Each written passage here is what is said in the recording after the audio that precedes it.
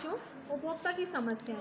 ठीक है, आप लोग अपन सब उपभोक्ता हैं, तो हमारी अपनी कितनी समस्याएं हैं होती हैं ना, उसी से संबंधित इस लेसन में हम रीडिंग करेंगे। ठीक है, किसी भी प्रकार की वस्तुओं को खरीदने वाला, उपभोग करने वाला उपभोक्ता कहलाता है। खरीद के उपभोग करना, ठीक है, ये नहीं कि खरीद लिया और उसका उपभोग नहीं करा, उपभोक्ता नहीं कहलाएगा। उसको खरीद के उपभोग करने वाला उपभोक्ता है। उपभोक्ता के सभी वस्तुएं सेवाएं बाजार में उपलब्ध होती है। बाजार में ये वस्तुएं विविध प्रकार के अलग अलग दामों में, गुणवत्ता में उपलब्ध होने के कारण उनका चयन करना और भी ज़्यादा कठिन कार्य हो जाता है। उत्पादकों द्वारा अधिक धन कमाने की लालच तथा बढ़ती स्पर्धा के कारण वस्तुओं के गुण में भिन्नता, मिलावट, बढ़ती महंगाई, काम मापतोल, विज्ञापन को बढ़त चलन दिखाना, गलत प्रस्तुतिकरण, मिथ्या छाप आदि प्रतिदिन बढ़ता जा रहा है। निर्माताओं ने आजकल वस्तुओं की उत्कृष्टता पर ध्यान न देकर उनके प्रचार प्रसार, विज्ञापन और अधिक जोर दिया जा रहा है, जिससे कि उपभोक्ता उन वस्तुओं के प्रति रुचि जागृत होती है और अधिक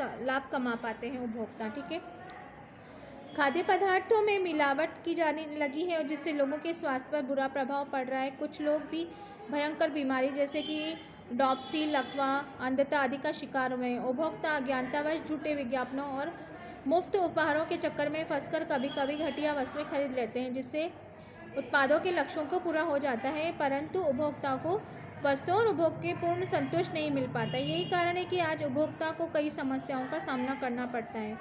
उपभोक्ता की निम्न समस्याएं। निरक्षरता, सबसे प्रमुखता निरक्षरता ही आ जाती है बच्चों। ठीक है, भारत में अधिकांश जनता निरक्षर, पुरुषों में भी तो 50 से 60% तक साक्षर है, परंतु महिलाओं में साक्षरता का दर अत्यंत निम्न है। निरंतर जनता को धोखा दिया जाना, छलना, भ्रमित करना विक्रेताओं को बहुत सरल होता है। वस्तुएं लगे लेबल पढ़ना नहीं पड़ते हैं और उनके फायदा विक्रेता उठा लेता है ना, और अधिक लाभ कमाता है। देखिए बच्चों, उपभोक्ताओं की समस्याएं। निरक्षरता है, चुनाव की समस्या, भ्रामक विज्ञापन, दोषयुक्त माप, मिलावट, निम्न स्तर वस्तुएं, उपभोक्ता मानसिकता, कष्ट, कपटपूर्ण चिन्ह, लेबल, अनावश्यक क्रय। ठीक है, ये बहुत ही ज़्यादा गंभीर समस्याओं से हम जूझते हैं बच्चों, आप लोग भी और हम लोग भी। मूल्य की घटिया वस्तुओं में बेच देते हैं, कभी कभी तो विक्रेताओं से वस्तुओं उपभोक्ताओं को दे देते हैं। निरक्षरता, उपभोक्ता को पढ़ नहीं पाते हैं और वह वस्तु खरीद लेते हैं। वस्तुओं की समस्याएं। आजकल बाजार में एक ही वस्तु के बहुत सी सारी किस्में उपलब्ध है, इसके कारण चुनाव करना बहुत ही मुश्किल हो जाता है। एक ही वस्तु के विभिन्न ब्रांड देखकर उपभोक्ता असमंजस में पड़ जाता है और एक ही वस्तु अलग अलग ब्रांड के अलग अलग मूल्य के बाजार में उपलब्ध है। उदाहरणार्थ, शैम्पू चाहिए तो ब्रांड में विभिन्न प्रकार के हमें उपलब्ध है। कौन सा चुनना उपभोक्ता के लिए समस्या बन जाता है। भ्रामक विज्ञापन।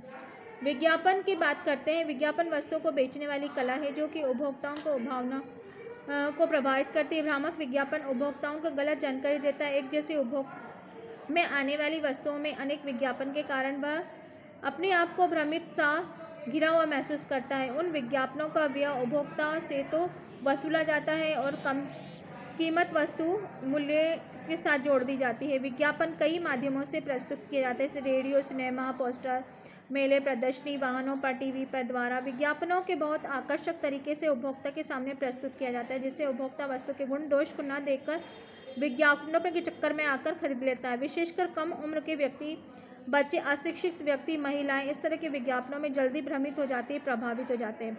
मूल्य भी वस्तुओं के अधिक देते हैं। दोषपूर्ण भार व मापतोल। स्वतंत्रता प्राप्ति से पूर्व भारत में विभिन्न राज्यों में भार मापतोल की अलग अलग प्रणालियां प्रचलित थी।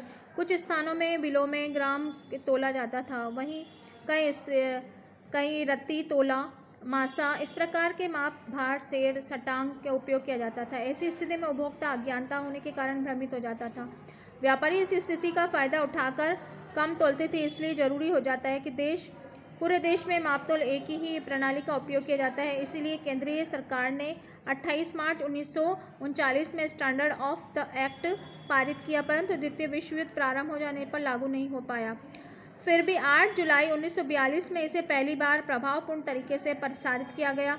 पूरे देश में एक भार मापतोल प्रणाली का उपयोग किया गया। व्यापारी उपभोक्ता के ठगने के लिए ऐसे कई तरीके निकालने लग गए। विश्वास नहीं होता ऐसी, जैसे कुछ विक्रेता दुकानदार अपने हाथ में कौशल के उपभोक्ताओं को ठग लेते हैं। वजन नापतोल के डंडी मारना, कपड़ा काटते समय 1-2 इंच कम काटना, तराजू के नीचे चुंबक लगाना, उपभोक्ताओं के कई तरीके से ठगा जाता है, उसे पूरा मूल्य देने के पर भी सही वजन वस्तु नहीं प्राप्त होती है। तराजू में डंडी चपटी करना, वस्तु को डिब्बे के साथ तोलना आदि अपराध है। मिलावट की बात करें, मिलावट है खाद्य सामग्रियों में मिलावट रोजमर्रा की बात होती है, बहुत ही समस्या बनती जा रही है, स्वास्थ्य के लिए बहुत ही हानिकारक है। जैसे लाल मिर्च पर ईंट का चूड़ा, दालें मिट्टी पर कंकड़ पत्थर, काली मिर्च खरीदते समय बीज मेंदे के चौक पाउडर, इसी प्रकार दूध पानी मिलाना, क्रीम निकाल कर बेचना, सरसों से तेल अलसी और पीले धतूरे के बीच मिलावट करना, दालचीनी के नाम पर अन्य वृक्षों की छाल बेचना, इस प्रकार पेट्रोल में मिट्टी का तेल सीसा मिलाना, जिससे वाहनों की मशीनें स्थायी रूप से खराब हो जाती है। बच्चों, निम्न स्तर की वस्तुएं बाजार में कई उपभोक्ता निम्न इस चीज़ की खरीदते हैं, निम्न वस्तुओं की उपलब्ध, इसमें वस्तुओं की उच्च स्तर गुणवत्ता वाली होती है, जबकि कुछ वस्तुएं निम्न स्तर की होती है। सामान्यतः उपभोक्ता के लिए यह पहचानना बहुत मुश्किल है कि कौन सी वस्तु उच्च किस्म की है, कौन सी निम्न किस्म की, जबकि भारत सरकार द्वारा वस्तुओं की श्रेणीकरण व्यवस्था, जिसमें वस्तुओं को उसके स्तर पर अनुरूप उत्तम, साधारण, निम्न श्रेणी की होती है। निम्न किंतु ज़्यादातर वस्तुएं श्रेणीकृत नहीं होती है। सामान्य वस्तुएं बाजार में उपलब्ध हैं। अनेक निर्माताओं ने एक सा उपयोग करने वाली वस्तुओं को देखकर भ्रमित हो जाते हैं। अधिकांश वस्तुओं में गुणवत्ता उसे उपभोग में लाने के बाद ही ज्ञात होती है। ऐसी स्थिति में धन व्यर्थ चला जाता है और असंतोष प्राप्त होता है। नेक्स्ट वीडियो में बच्चों बाकी का लेसन आपको मैं डालती हूँ, ठीक है।